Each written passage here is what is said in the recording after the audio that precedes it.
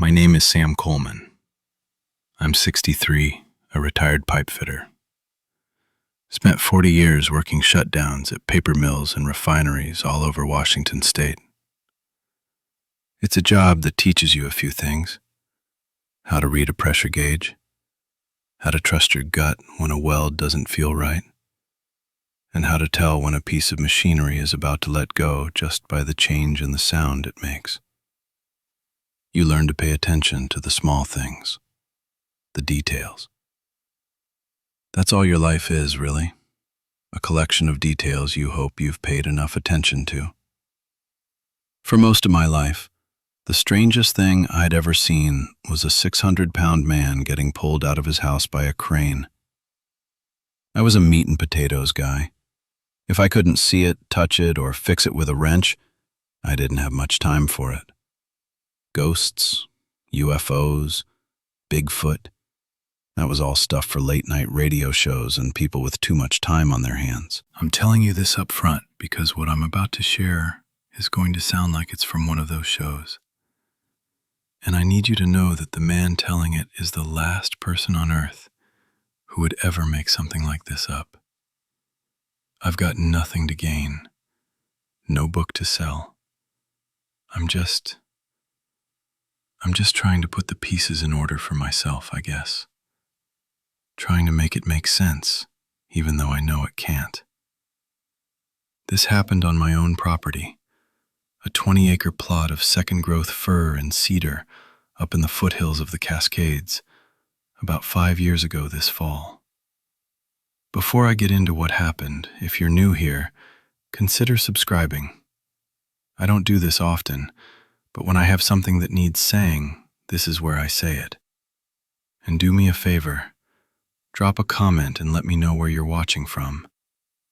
It helps, knowing there are people out there in normal places, living normal lives. It's a good reminder. All right, let me tell you what happened. It started with the silence. That's what I remember most clearly about that morning. Not a sound. Not a bird, not a squirrel chattering. Not even the rustle of the wind in the big firs that crowd the back end of my property. It was a heavy, listening kind of quiet that felt like it was pressing in on the house. It was a Tuesday in late October, the kind of day that's more of an apology for the winter to come than a real piece of autumn. The sky was a solid sheet of gray, low and damp. A fine mist was falling, the kind that doesn't really get you wet, but just sort of hangs in the air and seeps into your bones. I was on my second cup of coffee, sitting at the kitchen table and looking out the window at the woods. My wife, Mary, was still asleep. Our two dogs, a couple of blue heeler mixes named Rip and Tug, were usually a whirlwind of motion in the morning, wrestling on the rug or scratching at the back door to be let out. But that morning, they were plastered to my legs under the table. Not just lying there, they were tense, muscles bunched, with a low, almost inaudible whine coming from the back of their throats. Every now and then, Rip's head would come up, his ears flat against his skull, and he'd stare at the back door like he was expecting an axe to come through it. I'd had dogs my whole life. I know when they're spooked. This was more than that. This was terror. I tried to coax them out. "Come on, boys, let's go." I rattled their leashes. Nothing. They just pressed in closer, shivering. That's when my own internal alarm bells, the ones I learned to trust over 40 years of standing next to high-pressure steam lines, started to go off. My brain was already trying to file it away, to find a logical slot for it. Bear, maybe. We get black bears passing through. Or a cougar. They're around, though you rarely see them. That would explain the dogs and the silence. The woods know when a major predator is on the move. Everything just shuts up and hides. I finished my coffee, the warmth of the mug doing little to chase the chill I was starting to feel. I pulled on my boots and my old canvas work jacket. I told myself I was just going to do a quick walk of the property line, check the fence where the deer sometimes push through. But I knew, deep down, I was looking for what had the woods holding its breath. I grabbed the 30-30 from the gun cabinet by the door. Not because I expected to use it, you understand. It was more of a habit. You don't walk into the deep woods unarmed when something feels this wrong. It's like putting on a seatbelt. You don't plan on crashing, but you do it anyway. The air outside was thick and cold, smelling of wet earth and pine needles. The mist coated everything in a fine, silvery sheen. As I stepped off the porch, the silence was even more profound. My boots on the wet gravel of the driveway sounded like gunshots. Rip and Tug watched me from the kitchen window, their faces pressed against the glass, whining. That's when I saw the first real sign. The path I usually take loops around the back of the property, following a small creek that cuts through a ravine. It's a well-worn trail, packed earth and moss. About 50 yards from the house, just where the trees get thick and the canopy blocks out most of the weak morning light, I found it. A drag mark. It wasn't subtle. Something heavy had been pulled, or had pulled itself, from the direction of the county road, across my lower pasture and into the woods. The grass was matted down in a wide, ugly swath, and the damp soil was churned up. And there was blood. Not a lot, at first. Just a few dark, rust-colored splashes on the leaves of a salal bush. My first thought was poachers. Someone hit a deer with their car on the road, it ran onto my land, and they were tracking it. It made me angry. I don't mind hunters, but I don't like people trespassing, especially if they're careless. The dog's reaction still didn't quite fit, though. They'd bark their heads off at a stranger, not cower under a table. A wounded deer, even a big buck, wouldn't spook them into that state of catatonia. I followed the trail. It was easy to track. The drag mark was about 3 feet wide, and the thing, whatever it was clearly losing a lot of blood now. The splashes became steady drips, then thick, syrupy pools that soaked into the dark soil. There was a smell, too. It started to creep in under the clean scent of the forest. It was coppery, like blood, but there was something else mixed in, something musky and wrong. A wet dog smell, but heavier, gamier, like a cage at a run-down zoo. I kept my hand on the rifle, the cold steel a small comfort. The silence was still absolute. It felt like I was walking through a painting. The only sound was the squelch of my boots in the mud and my own breathing, which was getting a little too loud in my ears. The trail led down into the ravine. It's steep there, a tangle of ferns, moss-covered logs, and vine maples. And the marks showed that whatever it was hadn't scrambled or slid down. It had gone down methodically, bracing itself. I saw a deep gouge in the trunk of an alder tree, about 4 feet off the ground. It wasn't from an antler. It was 3 parallel scrapes, deep and clean, like someone had dragged a garden claw down the bark. My brain tried to make it fit. Bear. A bear would have claws like that. But the drag mark. A wounded bear would be crawling, thrashing.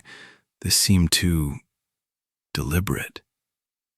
At the bottom of the ravine, the creek was running low and clear over smooth gray stones. The trail crossed it. In the middle of the stream, submerged in about 6 inches of water, was a clump of something dark. I almost walked past it. I stopped, leaned the rifle against a tree, and crouched down. I reached into the freezing water. It was fur. A thick, coarse hank of it, dark gray and black, tangled and matted with blood. It wasn't deer hair. It wasn't bear fur. It was long, like a wolf's or a husky's, but wiry and stiff as a boar's bristle. Holding it in my palm, I felt a tremor of genuine fear, a cold spike that had nothing to do with the temperature of the water. This wasn't from any animal I knew. I dropped the fur and wiped my hand on my jeans. I should have turned back then. Every instinct I had, every lesson the woods had ever taught me, was screaming at me to go back to the house, lock the door, and call it a day. But there was another part of me, the part that needs to understand how things work, the part that can't leave a problem unsolved, that pushed me forward. I had to see what was at the end of this bloody trail. I picked up the rifle and crossed the creek. The trail went up the other side of the ravine, into a part of my property I rarely visit. It's a dark, overgrown stand of old-growth cedar stumps, relics from 100 years ago, surrounded by a dense thicket of younger firs. It's a gloomy, quiet place, even on a sunny day. That morning, it felt like a tomb. The air grew colder, and the musky, wet dog smell was overpowering now. It was the smell of a sick, wounded animal, and it filled the back of my throat. The drag mark stopped at the edge of the thicket. From here on, it was just the blood trail, and deep, single tracks in the soft earth. I knelt down to look at one. My heart hammered against my ribs. It was like a dog's track, or a wolf's, but it was enormous, bigger than my outstretched hand. It had the 4 toes and the claw marks. But the pad in the middle, it wasn't shaped right. It was too long, and there was a distinct impression at the back, like a heel. It looked disturbingly like a hybrid of a wolf's paw and a human foot. My mind was reeling, trying to process it. A bear walking on its hind legs? No, the shape was all wrong. A prank? Someone with fake monster feet? Who would go to this much trouble, and why would they be bleeding to death? The rational explanations were getting flimsier, shredding apart like wet paper. I stood up, my knuckles white on the stock of the rifle. I took a deep breath, the foul air making me want to gag, and I pushed my way into the thicket. The light dropped away immediately. The young firs grew so close together their branches were woven into a solid wall, and the ground was a thick carpet of dead needles that muffled my footsteps. The blood trail was a stark, dark path on the brown needles. It led toward a huge, fallen cedar log, probably 5 feet in diameter, covered in moss and ferns. It had been there for decades, slowly rotting back into the earth. The trail went right up to it and disappeared behind it. This was it. Whatever it was on the other side of that log. I could hear something now. It was a low, wet, rattling sound. The sound of a chest full of fluid. The sound of a creature struggling for its last few breaths. I stopped about 20 feet away, my rifle half raised. Every part of me was screaming. The part of my brain that still clung to logic was saying, "It's a bear, a sick, dying bear. Be careful. They're most dangerous when they're cornered and wounded." But the part of me that had seen the track in the mud, that was smelling this impossible smell, knew it wasn't a bear. I stood there for what felt like an hour, but was probably only 30 seconds, just listening to that awful rhythmic rattling. Then I saw a movement. From behind the log, a hand came up and rested on the mossy bark. I use the word hand because there's no other word for it. It wasn't a paw. It had 5 long, slender digits. They were covered in coarse, dark fur, but the structure was undeniably primate. The fingers ended not in blunt claws, but in thick, yellowed, spade-like nails, cracked and dirty. The hand just rested there, trembling slightly, the fingers slowly curling and uncurling in the deep green moss. And that's when I froze. It wasn't fear, not exactly. It was a complete system overload. My brain simply stopped working. All the files, all the categories, all the neat little boxes I'd spent 60 years sorting the world into were suddenly useless. That hand did not belong to any animal in any book I had ever read. It was real. It was 20 feet away from me, and it was attached to the thing that was making those dying sounds. I don't know how long I stood there, staring at that hand. Time just sort of stretched and became meaningless. My focus narrowed until the whole world was just the damp, gray light, the dark green moss, and those long, furred fingers with their thick, yellow nails. The rattling breath continued, a steady, labored rhythm, a metronome counting down to 0. Slowly, I lowered the rifle. Pointing it at that hand felt wrong, absurd, like pointing a gun at a ghost. This was so far outside my experience that the normal responses didn't apply. I took a step to the side, trying to get a better angle, my boots making no sound on the thick carpet of needles. My mind was starting to work again, but it was sluggish, like an engine trying to turn over in the cold. It was still trying to rationalize. A person in a costume? A gorilla escaped from a zoo? But there are no zoos with gorillas for hundreds of miles. And a costume couldn't bleed like this. A costume couldn't produce that smell of wet fur and sickness and something anciently wild. I took another step. I could see more of it now. A shoulder, broad and powerfully muscled, covered in the same dark matted fur. A portion of a head, the ear long and pointed, like a German shepherd's, but larger. It was laid flat against a large, canine-like skull. The fur on the head was thinner, and I could see gray skin underneath, taut over the bone. It was lying on its side, wedged between the fallen log and the steep bank of the ravine. Its body was mostly hidden, but I could see enough.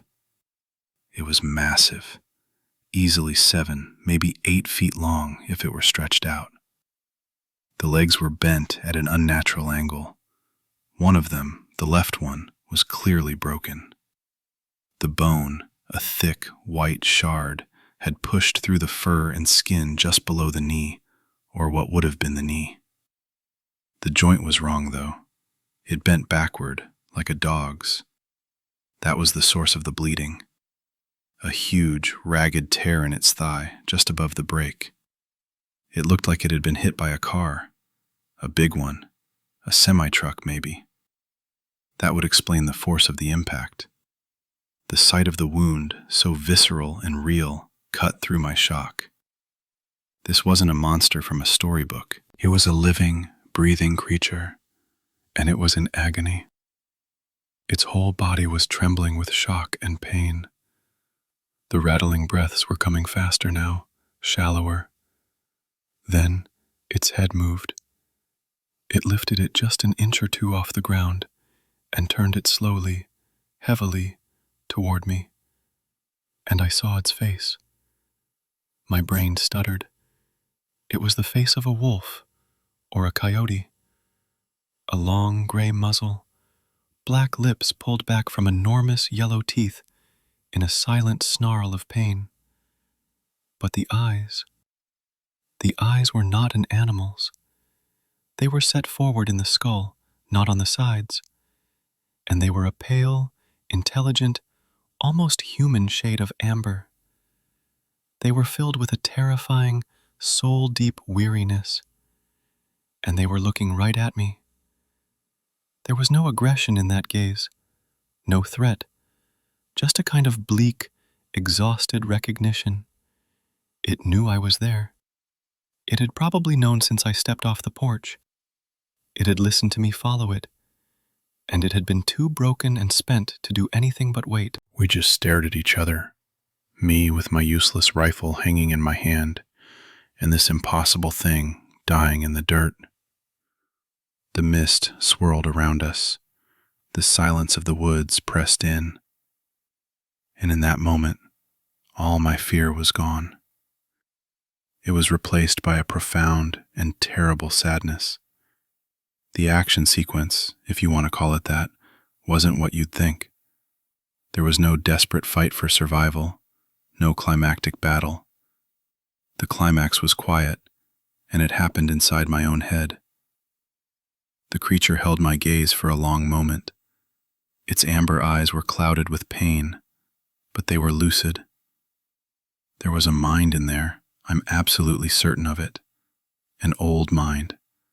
I could see the muscles in its long jaw working, its lips, black and leathery, pulled back further from its teeth.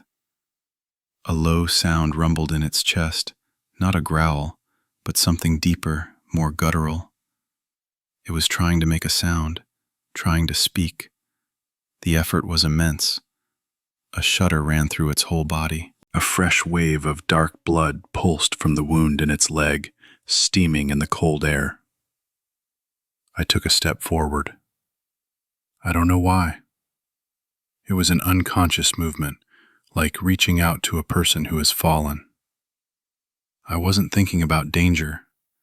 I was just watching this thing suffer, and some basic human part of me responded.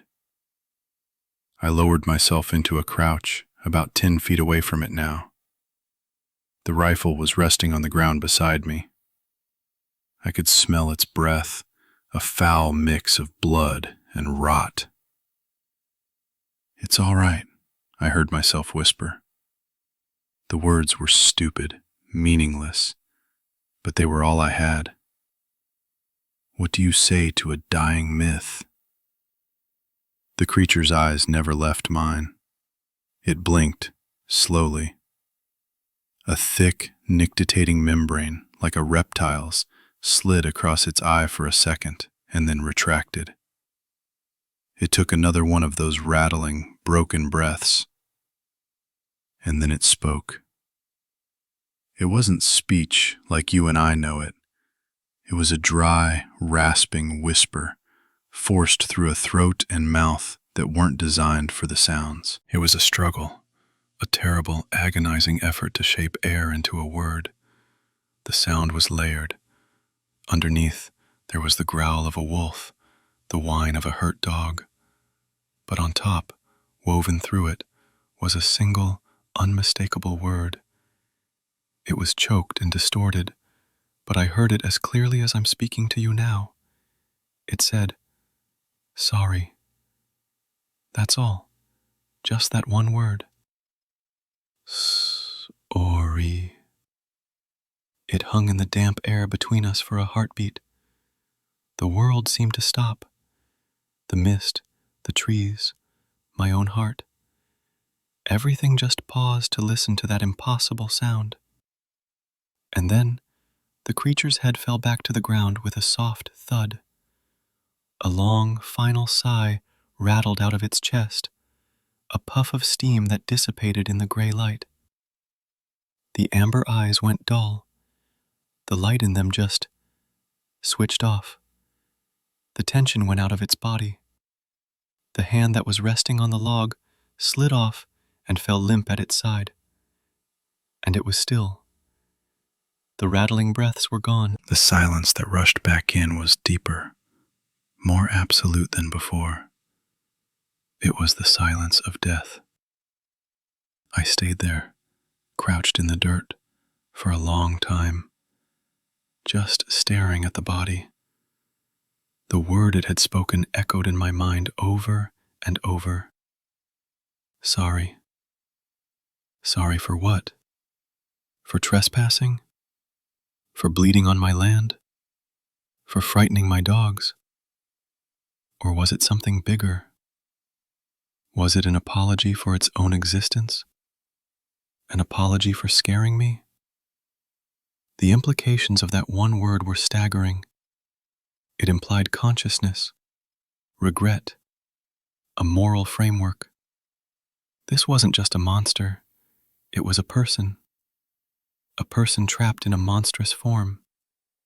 And I had just watched it die. Slowly, shakily, I got to my feet. My knees ached. I felt old.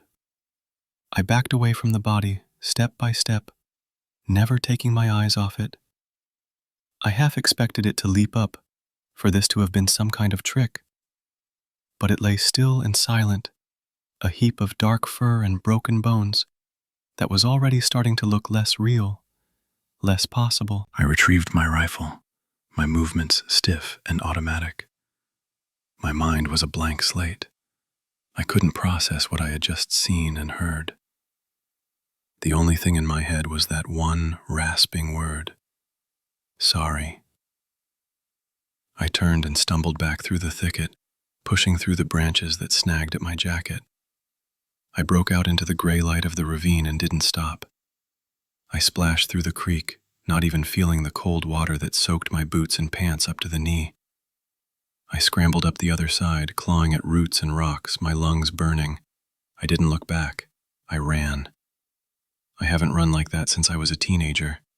It was a blind, mindless panic. Not a fear of the dead thing behind me, but a fear of the knowledge it had given me. A fear of a world that was suddenly, terrifyingly larger and stranger than I had ever believed. I burst out of the woods and into the open pasture, and the sight of my own house, solid and normal with its porch light still on, was so jarring it almost brought me to my knees. I staggered across the wet grass, my breath coming in ragged sobs. The dogs were going ballistic inside, barking and scratching at the door, now that the immediate threat was gone.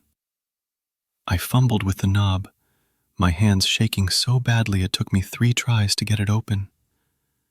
I stumbled inside and slammed the door behind me, leaning against it, gasping for air. Mary was there, standing in the hallway in her robe, her face a mask of alarm. "Sam? What on earth? You're white as a sheet. What happened?" I couldn't speak. I just shook my head, trying to pull air into my lungs. The dogs were all over me, whining and licking my hands, smelling the fear and the death on me. I slid down the door and sat on the floor, the wet cold of my jeans seeping into the rug. Mary knelt beside me, her hand on my shoulder. "Sam, talk to me. Did you see a bear?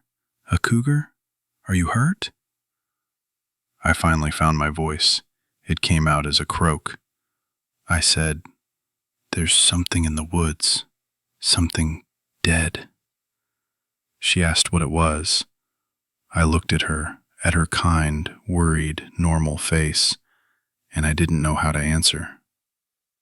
How do you tell the person you've shared your life with for 40 years that you just had a conversation with a dying werewolf? How do you say that without sounding insane? So I just said, "I don't know, but it's big and it's not right. I need to call the sheriff." That was the only normal action I could think of. When something is wrong, you call the authorities. That's what you do. It's part of the rule book for the world I used to live in. So I did. I called the county sheriff's department and told them I thought there was a dead animal on my property, maybe a bear or something, and that it looked like it had been hit by a vehicle. I left out the part about the hands, the eyes, and the apology. An hour later, a deputy's cruiser pulled into my driveway. A young guy, probably half my age, with a crew cut and an earnest, slightly bored expression. His name was Miller. He came to the door and I tried to explain again. I'd had a chance to pull myself together a little, change out of my wet clothes. I tried to sound calm and rational. I said I was worried it was a poached animal or maybe a sick one that could be a danger. Deputy Miller listened patiently, nodding. He had that look that cops get when they're dealing with an agitated civilian, a kind of professional placation. He agreed to take a look. He pulled on a pair of rubber gloves and followed me out. I led him back down the path, the same way I'd gone before. The woods was still quiet, but the oppressive weight had lifted. I could hear a few birds starting to call again, tentatively. As we walked, I found myself second-guessing everything. The whole experience already felt like a dream, a hallucination brought on by the fog and the silence. Maybe it was just a bear, a weirdly shaped bear with a strange wound. Maybe I'd imagined the hand. Maybe the sound it made was just a death rattle that my panicked brain had twisted into a word. By the time we got to the creek, I was half convinced Miller was going to find nothing, and I was going to look like a crazy old man. The hank of fur was gone from the stream, washed away. The blood on the salal leaves was still there, though, washed thin by the mist. Miller took a sample of it. We crossed the creek and went up into the fir thicket. I pointed toward the fallen log. "It's back there," I said, my voice tight. He drew his service weapon, holding it low and ready, and moved forward cautiously. I stayed back, my heart pounding again. I didn't want to see it again. Miller was gone behind the log for a minute that felt like an eternity. I heard him moving around. Then he came back into view, holstering his weapon. His expression was a mixture of confusion and annoyance. He said, "All right, Mr. Coleman, where is it?"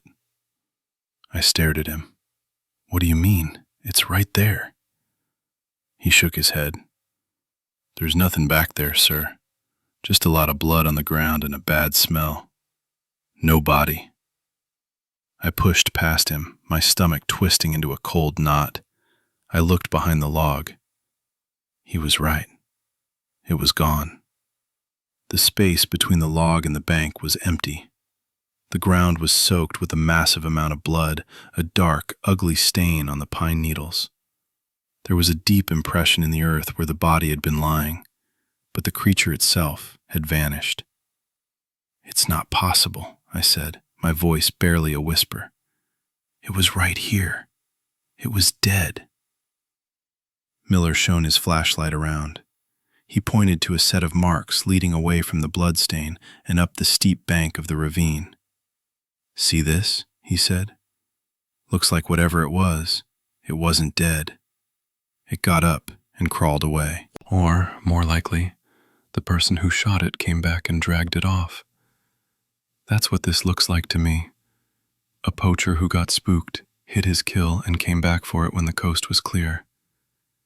He knelt and looked at the tracks I had seen earlier. He frowned. Big coyote, maybe? Or a wolf? We've had reports of a few moving down from the north. A big one, and sick by the looks of this. He took some pictures, made some notes in a little pad. He was being thorough, professional. But he had already filed it away in a neat little box labeled "Poaching Incident." He couldn't see what I saw. He didn't have the context. He couldn't know that the thing that made those tracks had spoken to me. He told me they'd run the blood sample, but he was pretty sure it would come back as canine or bear. He advised me to be careful, keep my dogs in for a few days. And then he left. I was alone again, standing in the empty space where the impossible had happened, with nothing to show for it but a bloodstain and a memory that was already starting to feel like a fiction. The blood sample, by the way, came back inconclusive. That was the official word. Not bear, not deer, not cougar, not canine. The lab report said the sample was degraded and contaminated, possibly by multiple sources, and they couldn't get a positive species ID. It was just another dead end, another piece of the puzzle that didn't fit. In the days that followed, I became obsessed. I went back to that spot behind the log a dozen times. I combed the entire ravine, looking for a trail, a body, anything. I found nothing. It was as if the forest had swallowed it whole.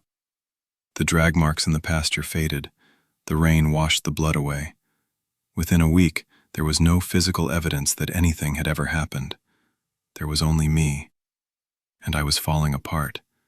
I couldn't sleep. Every time I closed my eyes, I saw that pale amber gaze, filled with pain and intelligence. I heard that rasping, impossible word, sorry. It became a hook in my mind. I couldn't get it out. I'd be in the workshop trying to fix a lawnmower, and the word would just pop into my head. I'd be watching TV with Mary, and suddenly I wasn't seeing the screen. I was seeing a furred hand with yellow nails curling in the moss. Mary knew something was deeply wrong. I was distant, jumpy. I stopped going for my walks in the woods. I spent hours online, typing phrases into search engines that I was ashamed to even think.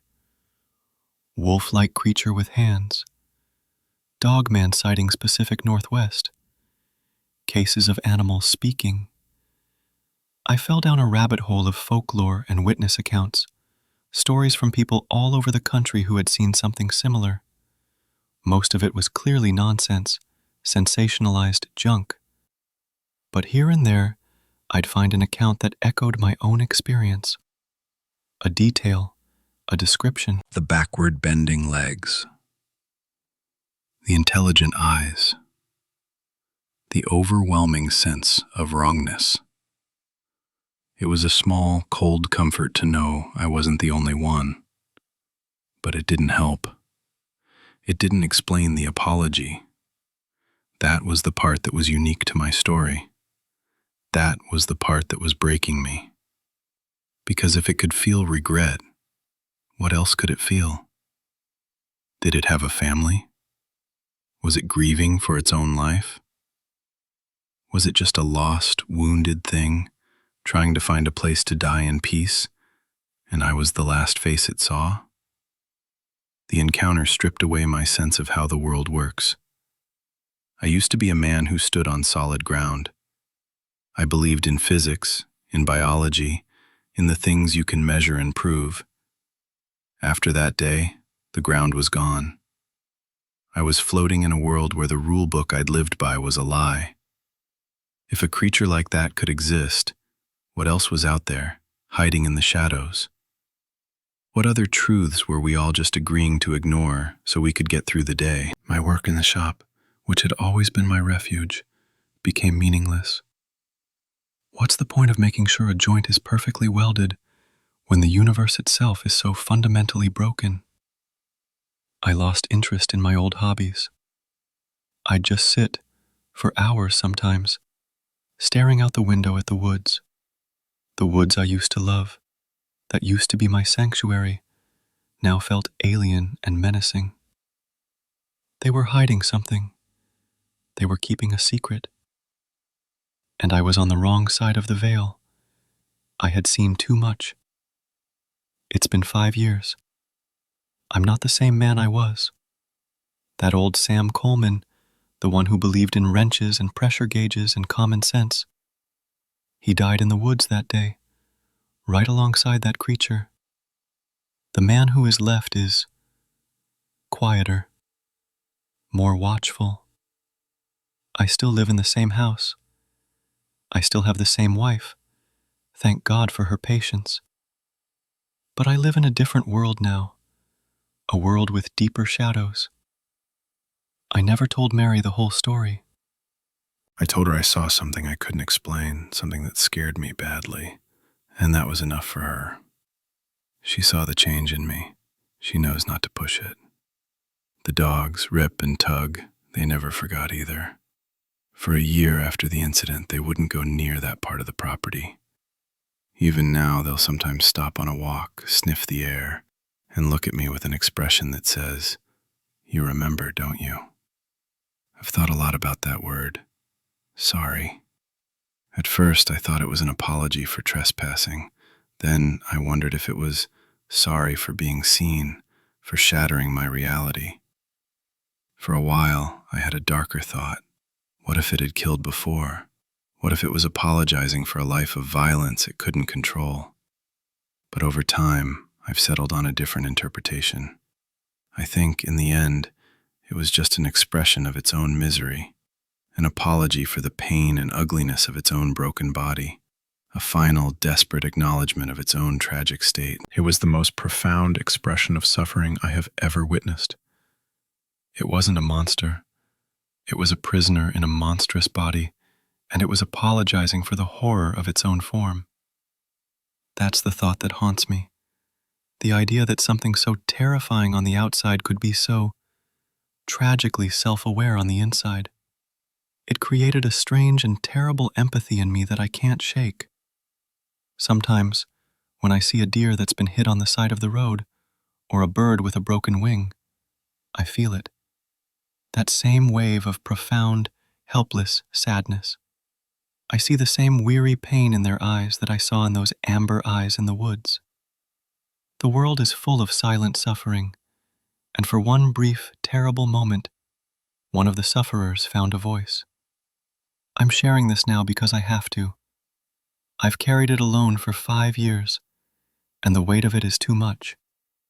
I don't expect you to believe me. In your shoes, I wouldn't believe me either. It's an impossible story, but it's my truth. It's what I saw, what I heard, And what I now have to live with. Maybe someone else out there has experienced something similar. Maybe you've heard a whisper on the wind that you couldn't explain, or seen a shadow in the woods that didn't fit. All I can tell you is this: the world is not what you think it is. We live on a brightly lit stage, and we've all agreed that the stage is the whole world. But there is a vast, dark theater all around us, and sometimes something from the darkness stumbles into the light, and you are left with a choice. You can pretend you didn't see it, or you can live with the knowledge that the darkness is real, and it is full of things we cannot comprehend. Things that are lonely and wounded, and sometimes even sorry. Be careful in the woods, and listen. Just listen to the silence. Sometimes it has more to say than any noise. That's all. That's the story. It's the heaviest thing I own.